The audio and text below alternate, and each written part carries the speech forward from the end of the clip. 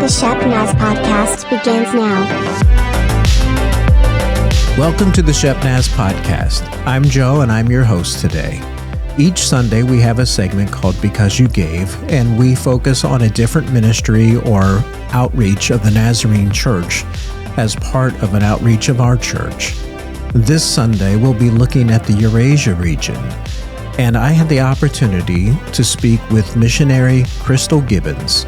Let's join in. Welcome, Crystal. Thank you. Nice to be here. Well, before we get into the mission work that you're doing today, and maybe even why you are where you are right now, we kind of want to take a step back because we love to share stories of faith and kind of how people's faith journey has progressed. So tell us a little bit about yourself and kind of your background and your faith journey, if you would. Yeah, so I grew up in the Church of the Nazarene. I'm like fourth generation pastor's kid in the Nazarene Church. So my roots go very deep. And I had just an incredible upbringing in the church. Luckily, my dad was in the same place for about 30 years. So I got a really strong foundation of faith in that place. But personally, in my high school years in particular, I really struggled with depression, anxiety, and actually went through a bout of trying to commit suicide, some really deep, dark places. And in those times, God really just met me there in really miraculous ways through individuals that I had known for a very long time, but were not really a part of my life at that point, but they just showed up all of a sudden in really weird places. For instance, one time I was on the floor and I had in my apartment, taken some pills. I was in a really awful place, and a fireman came through my door, and he happened to go to my dad's church 10 years ago and helped walk me through that point in my life.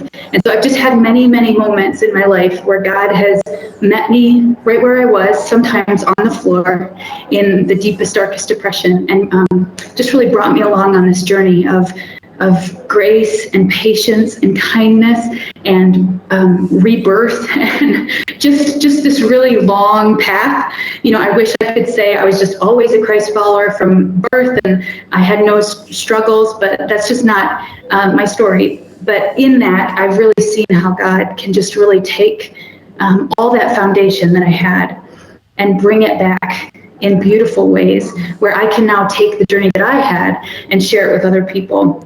So it's been kind of a crazy journey to get where I am just in my walk alone with God, let alone how I ended up here in Nepal. But that's kind of the real simple path that I took.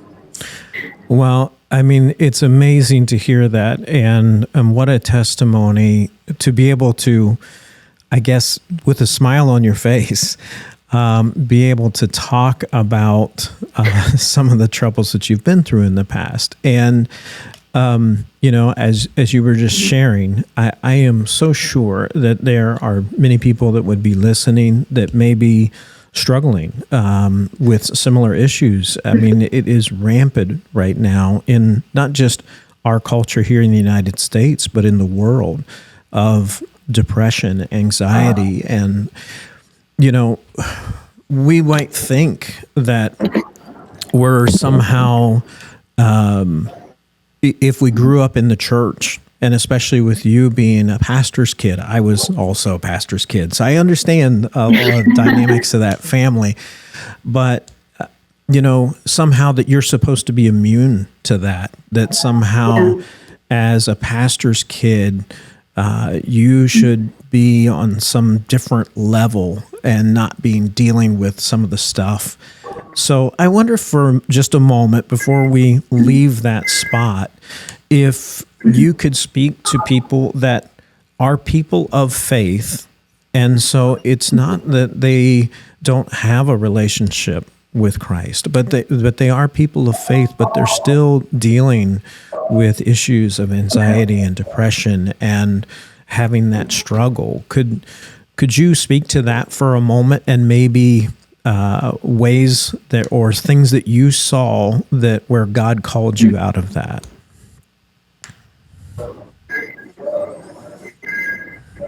Yeah. I think one of the first things that I had to learn is that it doesn't mean I don't have faith because I feel anxiety or depression. It doesn't mean that I don't understand the joy or the love of the Lord. It's it can be very much just a mental disease. And so there's so many things that go into the shame and the feelings of defeat and like you don't have a relationship with God that Satan can use, that adds on to all those anxieties and depressions. And it can cause us to not only move further away from God because we think we don't belong in his presence, but God in my life, he welcomed me in as I was. And what I did is I actually went to counseling for many years, and I had to really learn the truths that fought the lies that my head was telling me.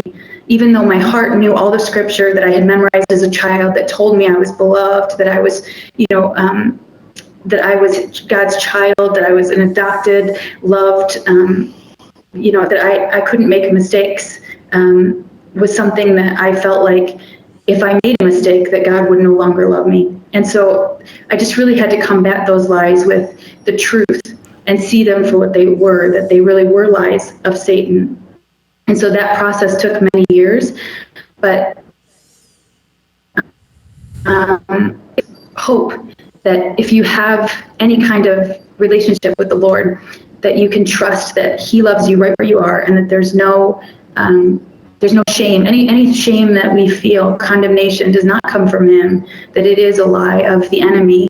And it's just, it compounds those feelings that sometimes our body, our chemical makeups, whatever it is that's causing that depression and anxiety, it just adds on to that and makes it so much heavier for us to carry.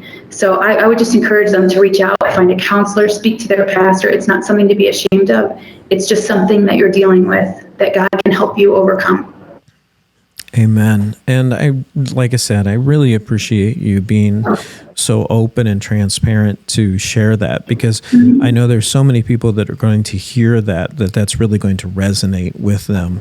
And, sometimes he chooses to take us out of the fire, and sometimes he chooses to stay in the fire with us and just walk us through it.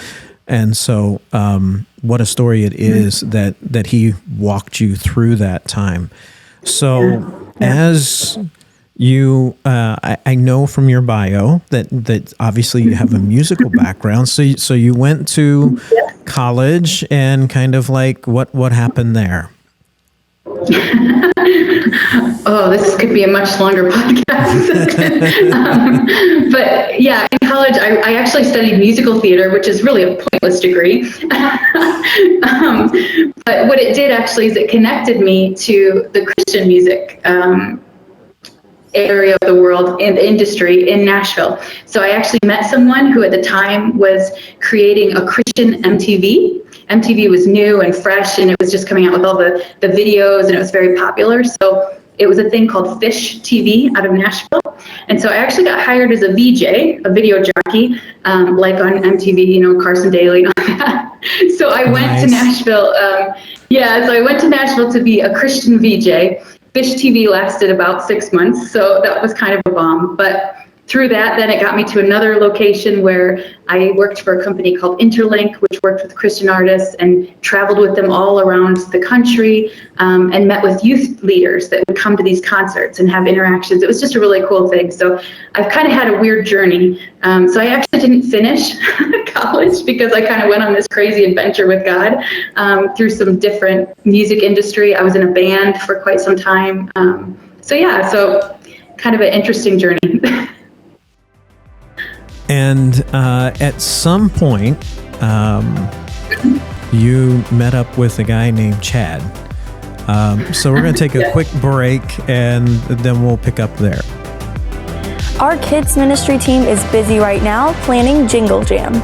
Your kids will have a blast with fun crafts, joyful music, crazy games, and you'll get to hear a story full of hope in this incredible Christmas season. That will happen on December 2nd here in Gahanna, and then the next Saturday morning on December 9th in Johnstown at the Youth for Christ building. Pre-register as soon as you can at shepnaz.org or use the QR code on these invitations available in the lobby. Okay, great. All right. So who's this guy, Chad, that you know? So Chad is a guy that I actually met before he met Jesus. So I walked into his life. He was raised in the Catholic Church, and kind of at the point I met him in his, I think 19, he was actually an agnostic. And we would have these deep conversations about how he, just didn't have any faith in that there was a God at all and all these things. And I would argue with him about, no, you don't know what you're talking about. And we just have these deep, long conversations. And eventually, over several years, he came to me one day and he said, I think I might be a Christian. So sure enough, he had this experience where he really felt like God met him where he was, and he became a Christ follower, and then we got married. We very quickly, before we intended to, but it was God's timing, had children, 2 back to back, about 13 months apart, and kind of started our life. And at that point, Chad was doing computers, and computer science was what he went to school for.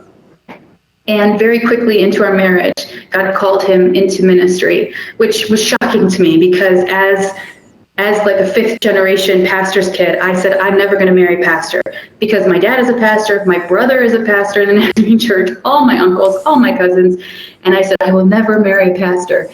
And sure enough, this guy who I met as an agnostic, 10 years later, God calls him to ministry. So I became a pastor's wife. Well, what's kind of cool about that is that God allowed you to do what you wanted to do. You didn't marry a pastor, but then he turned him into a pastor after you married.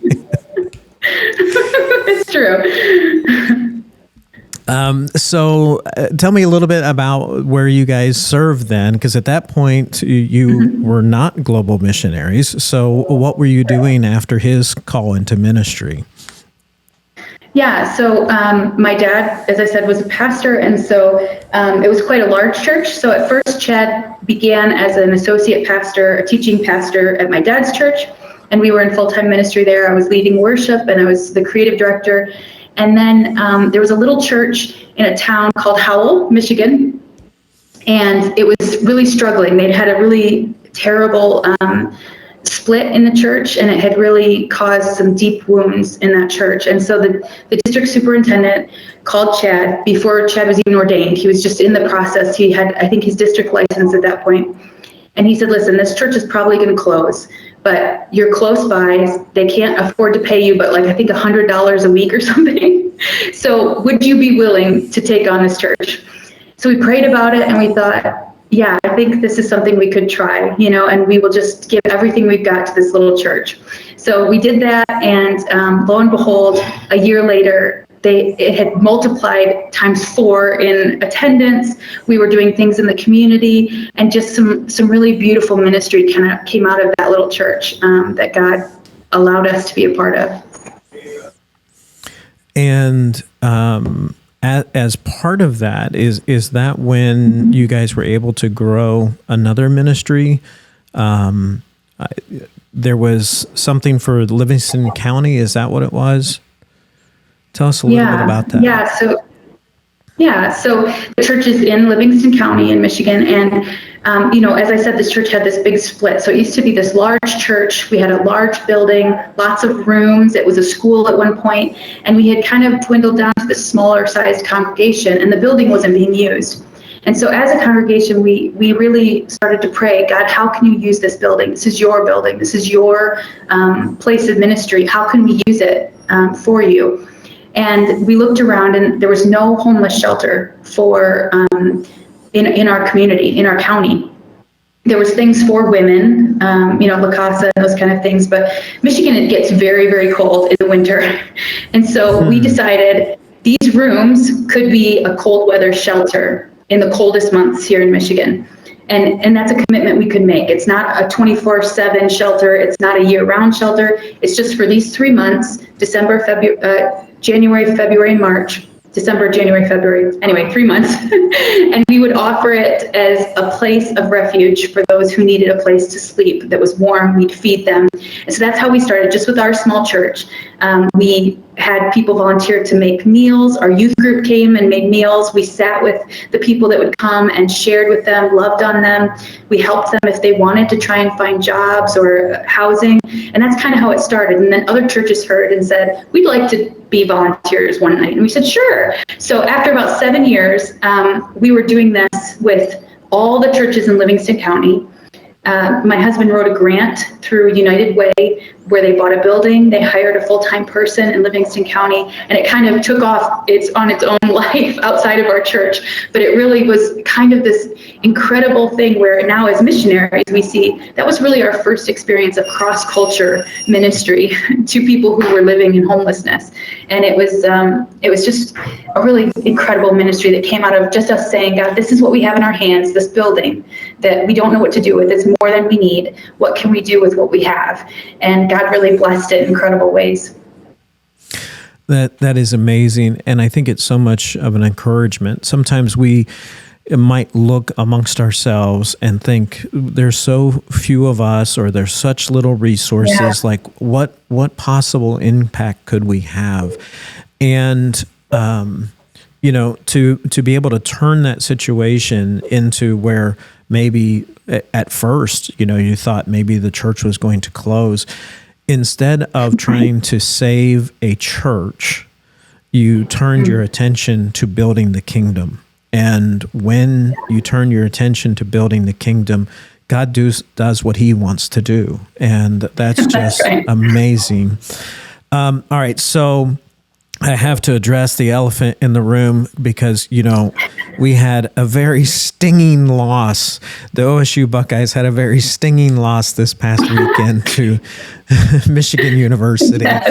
And so perhaps this would be encouragement to our listeners that there are godly things going on in Michigan, and there are actually fellow brothers and sisters in Christ up there. It didn't feel like it on Saturday. It didn't feel like it on Saturday, but I am so glad to hear that. I'm sorry for your loss. So we're going to kind of finish up here for today, and we're going to take this into tomorrow. And tomorrow we're really going to get into the nuts and bolts of what's going on as you guys have entered as global missionaries in the Eurasia region. So if you want to keep in touch with everything that's going on with the church, check in with the church website at shepnaz.org. Follow us on Facebook, Instagram, and YouTube. For Crystal, I'm Joe. Have a great day. This podcast is a production of the Shepherd Church of the Nazarene, Gahanna, Ohio. Email to podcast@shepnaz.org and let us know what you think.